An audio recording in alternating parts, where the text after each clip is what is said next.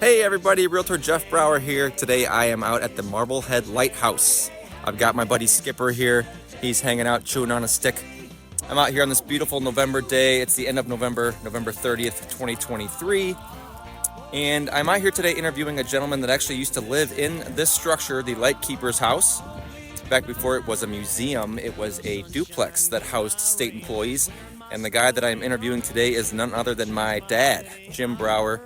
He worked for state parks for over 30 years for Ohio State Parks, and actually was lucky enough to live here in the upstairs of the duplex for 3 or 4 years.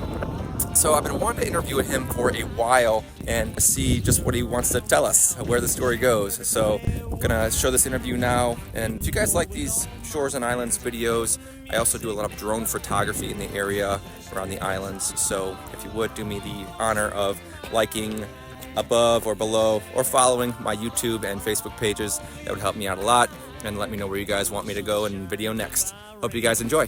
My school ring on her chain. She's my steady, I'm her man. I'm gonna love her all I can.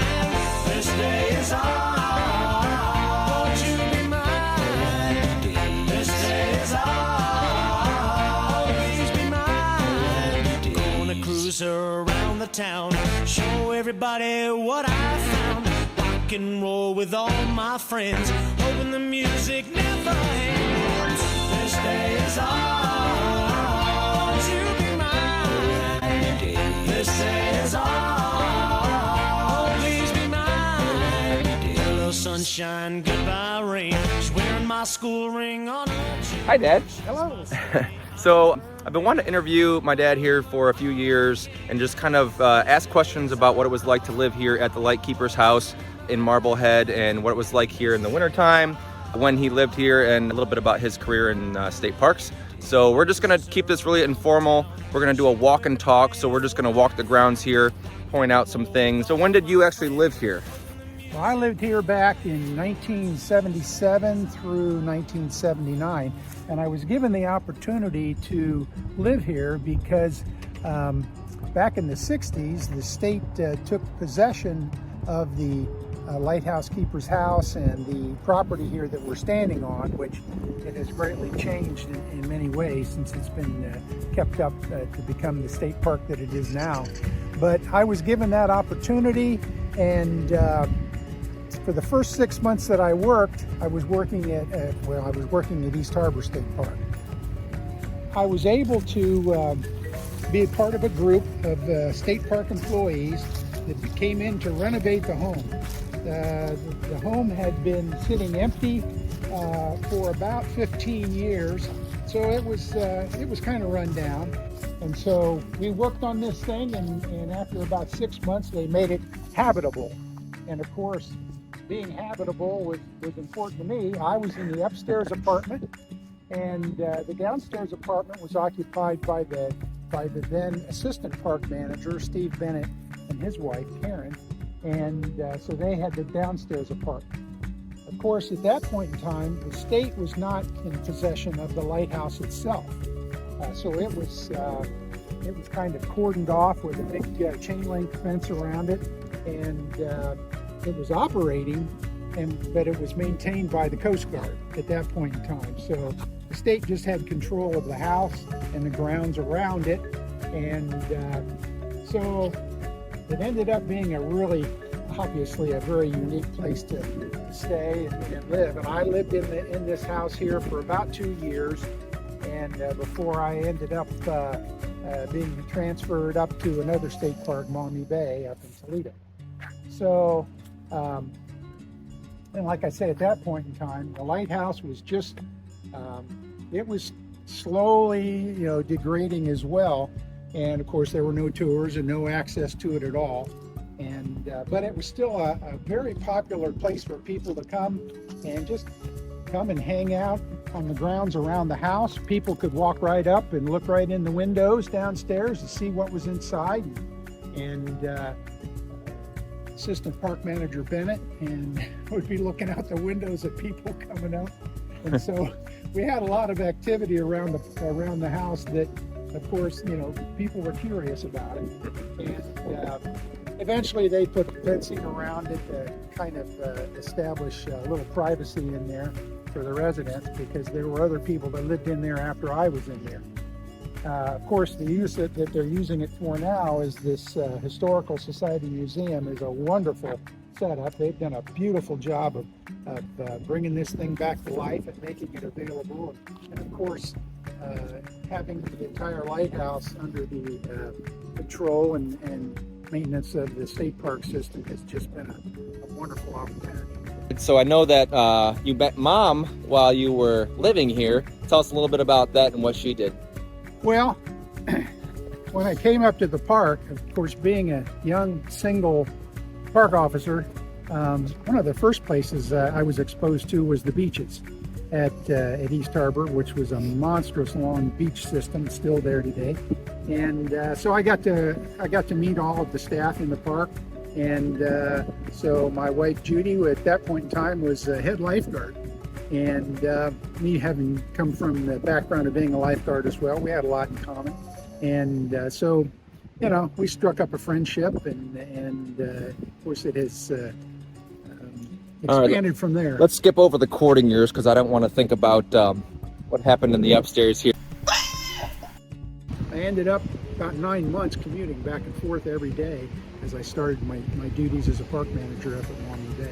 And you worked there for 31 years. 31 years at Maumee Bay. First 31, yeah. I was the first full-time employee hired at Maumee Bay. And of course, that was another wonderful opportunity. All right, so let's walk around this house a little bit closer now that there's no fence and we can get close up to the house. Let's go take a look, see if we can't peek in any of the windows, and tell us a little bit more about this home. It looks very well preserved. Of course, it's a museum now, but back in the day you had told me that you guys kind of did some renovations. Let's go and talk about this.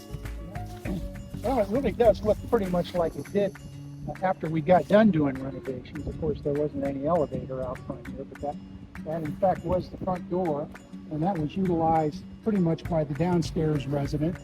I can see the reflection now of the old carriage house, the old garage. What did you keep in there? Well, we both kept a vehicle inside there.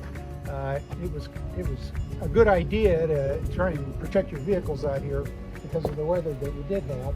So I had a workshop in there and kept my motorcycle in there and my car, and Bennett had a car in there. So that was pretty much the only thing we used it for.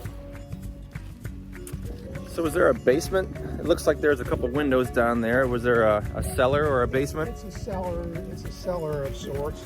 It had an old cistern in it, and we were able to, we took out the old furnace system that was in it, and the old furnace, converted it over and turned it into a propane-fired hot water boiler. And no air conditioning. We didn't need that living out here in this location. And so that was much of the renovation. All right, so how were the winters out here? Being right on the lake, was it pretty bad? Well, it's not as bad as you'd think it would be. I mean, it could be pretty bleak in storm conditions, but I thought it was, you know, it wasn't too bad. And of course, we were working at the park, at the state park, so I had about a 10-mile commute over to East Harbor, and was busy with my duties over there.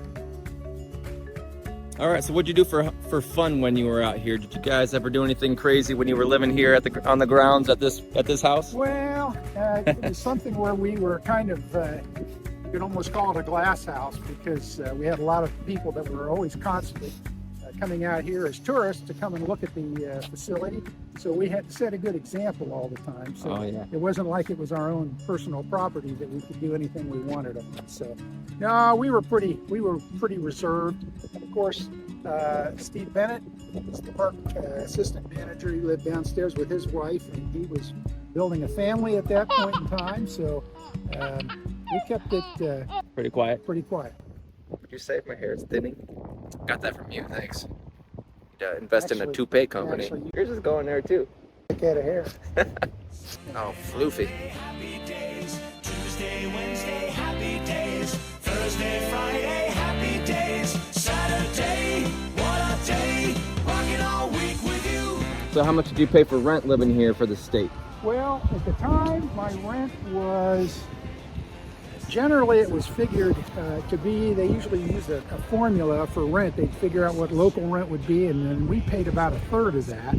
And because we were also on call 24 hours a day and would get called in to handle things at the park. We were also commissioned park rangers at the time, so we could handle anything law enforcement coming up, either at the park or here. So what was it? A couple $100, $1,000? I want to say my rent was probably around $150 a month. Nice. Back in the late 70s. Yeah. I think a lot of us would take that in today's market. Yep. Yep. And of course, this is this whole area that you see out here with the new restroom and the new facility, the life-saving building over there. That didn't exist. For those of you who have not been to the Marblehead Lighthouse in a few years, you can see the new bathhouse that the state installed. Really nice heated bathhouse for all the visitors to enjoy. So we've got a few bricks here that relate to our family. Can you give us a little explanation about these bricks? Sure. When they started making these bricks, this was all actually after I had left the area, and I saw what some of the other staff had gotten done. So, yeah, you want to get some recognition for the time you put in. So that's, Jim Brower lived here upstairs from 77 to 79, and I worked for the state of Ohio from 73 until 2009. So it was almost, it was a 36-year career. And then we also put one in to commemorate my wife's family. The Plymouth Shore Camp was run and operated and owned by the Higley family from 66 to 84. Now that's now a mobile home park over on Sandusky Bay, but it was once a summer camp for girls where they had horses. Yep. Girls would come in from around Cleveland, mostly from Cleveland, for a summer camp. I wanted to take 60 seconds to talk about Plymouth Shore Camp. I hope you guys don't mind. Here's a photo of it back in the day when it was a camp for girls. And the original brick building, the house that is on the property, still stands today. You can see it here in the middle of Plymouth Shore on the Bay Mobile Home Park.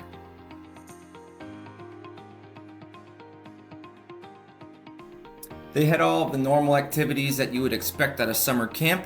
Unique about Plymouth Shore is that they had horses, and they would actually swim the horses in Sandusky Bay. Here's a photo showing my grandfather and grandmother, my aunts, and my mom right there.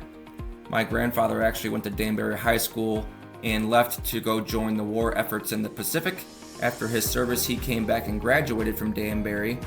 He actually then became a contractor and eventually built the post office that stands today right on 163 and the original fire station. We lost my grandfather back in 2018. Rest in peace, Grandpa. Love you.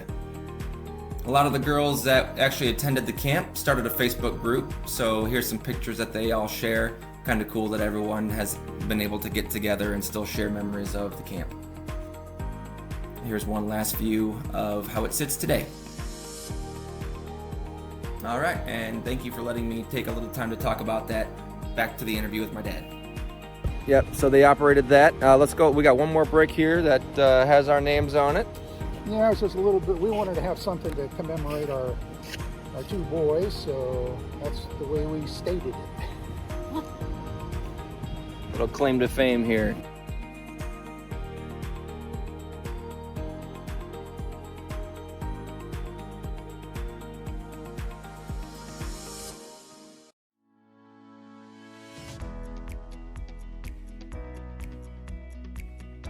So did you ever swim out here? Yep, I managed to try it one time and found out real quick that it's awfully slippery on those rocks. They've always discouraged people from coming out and swimming off these rocks because it can be dangerous, especially for people that maybe think they're walking out onto something secure, and it's not the case at all. So we've always encouraged people not to do that. Pretty cool view of the islands you had from here. From right here, I can see South Bass Island and the Perry's Monument right ahead. Yep. I can see, let's see, I can see Ballast Island. We've got Middle Bass Island, obviously Kelly's Island, and behind Kelly's you've got Middle Island for Canada and Peely. Can't see that from here. Of course, looking the other way, we can see Cedar Point across the distance. Did you ever hear any screams of people on roller coasters? Never hear any noise from it. Just a little too far away. There were days when I'd be out, just got home from work or getting ready to go to work, and people would notice me. I'd be in uniform. So sometimes I'd kind of get stopped by groups of people. They have to spend a little bit of time explaining what the lake was. And you said something about the blizzard of '78. Oh yeah. Let's talk about that. Yeah, living in a place like this is a unique opportunity, but I also had a couple of interesting experiences. The blizzard of '78 was something that was unique in that I can remember in the morning looking out the window, and there was a larger tree over there at that point in time. It was probably only 20 feet away from the house, and I couldn't see the tree. So we knew something bad was coming, and it was on top of us, and we weren't sure exactly what was going to happen, but couldn't even get out of the house that day. It was just blowing so hard, and everybody got canceled out from work. We dug our way out and had to kind of shovel our way from the house, and I say we, Steve Bennett and I. We had to try and work our way over to the garage, and I had a four-wheel drive Bronco as my personal vehicle, and we backed it out of the garage and thought, okay, we'll try and make our way out to the main street. And we drove about 50 feet, and the Bronco pulled up on top of the snow and sat down in the snow and got high centered. I couldn't move it, had to dig it out, backed it up, put it back in the garage, and it was 3 days before anybody was able to get in here and dig us out. They sent in the big Marblehead quarry front loaders, which were almost as wide as this whole street on their own. They were so big, and they were digging everything out that they could that was big. And since we both worked at the state park, they managed to get back in here and dig it out so we could get out and go to work, and start digging out the state park on our own over there. But we were stuck. There was no getting out of here. But the good thing was, and believe it or not, through that whole ordeal, through that whole storm, the power never went out at the house.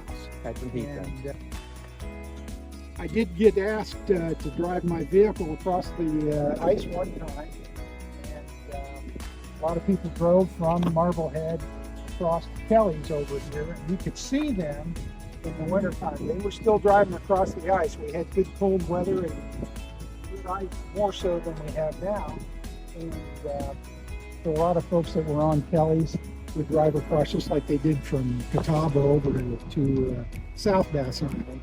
And one of the unique things that they did was putting their Christmas trees out after Christmas time, and the ice was forming up really well. I noticed in one year where every 100 yards or so there'd be a pine tree or a Christmas tree stuck in the ice, and it would go all the way from Marblehead over to Kelly's. And I was just like, what the heck's that for? And basically it was set up so that if people were driving across or taking their snowmobiles or whatever they used to go across, if they got into any kind of a blizzard situation, the snows would be whipped up on the lake because it's so flat, and the winds would whip them up. People would be able to go from one tree to the next and keep the direction going as they went over to the other side. A little blast from the past for you guys. My mom was nice enough to break out the photo album and send me about 20 pictures of my dad and the condition of the house and the lighthouse from back in the late 70s. Here you can see the Bronco parked up there in the snow and the condition of the lighthouse at that time. And here's a picture of my dad and my grandmother looking out to the lake. Nice shorts, Dad.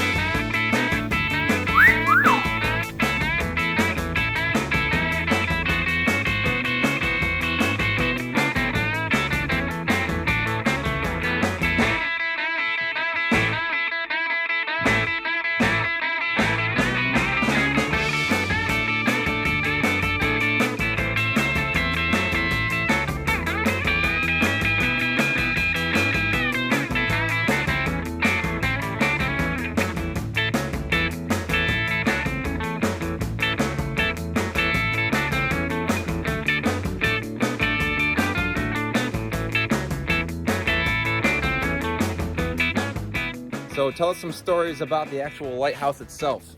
Anything fun? Were you able to go up there at all? Did you have a key? Nope, had no access to it whatsoever, and never had the opportunity to even go up in it. It was something that the Coast Guard kept tight rein on, and there was no public access to it, no tours or any of that kind of thing. They were just kind of trying to keep it working, because it's still working like it always did. And sitting in my living room, looking right out the window there at my place, I was able to look right up and see that light going all the time. The longest continual running lighthouse in the Great Lakes, if I'm not mistaken. Yeah. Still operating today. Here's a little chubby kid. That's me from back in 1991 in front of the lighthouse.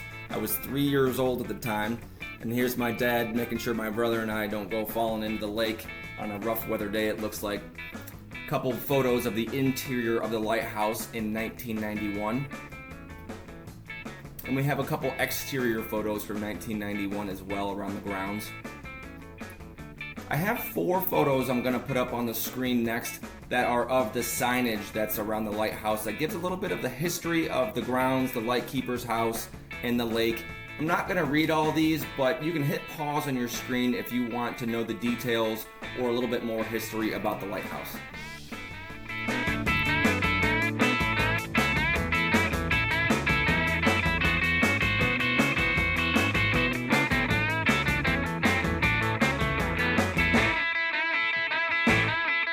If you made it this far, that's the end of the video. I appreciate you guys watching. Just wanted to say thank you. I know my dad had a great time filming. If you have any comments or questions that you want to leave for myself or for my dad, feel free to leave them in the comment section below. Anything that's for him, I will make sure to get routed to him. So any question whatsoever, I know he'll be happy to answer. He'll actually be really happy. So if you have anything like that, feel free to leave it below. Behind me, you can see a video I have on my YouTube channel. This is the Ohio State Marching Band on their trip into Put-in-Bay when they performed Labor Day weekend this past summer, 2023. I actually fly my drone a lot off of my boat. So I'll give you guys an example here of one other video that I have on my YouTube channel of Green Island, for example. This is an island just south of South Bass. You can't take this type of footage unless you actually are flying from a boat. So I risk my drone out over the waters of Lake Erie all the time in order to bring you guys some cool footage. So I think in the end here, I actually fly down and you can see the boat where I'm flying from. You can see probably some of my other videos either down below here or off to the side. Feel free to take a look, and if you like that type of thing, I would be honored if you would subscribe to my YouTube channel. I'm always posting this stuff around the Shores and Islands region, of the beaches, of the islands, of different events. Now that I think about it, one more event that's kind of cool that I was able to capture this summer was the Greasy Pole competition out at Kelly's Island. If you haven't heard about this, they actually extend a telephone pole out over Portside Marina, and they grease it up with a bunch of lard, and contestants try to traverse their way out to the end of the pole and try to grab a flag at the end. So I took a full drone video of that, which I have posted on my channel as well.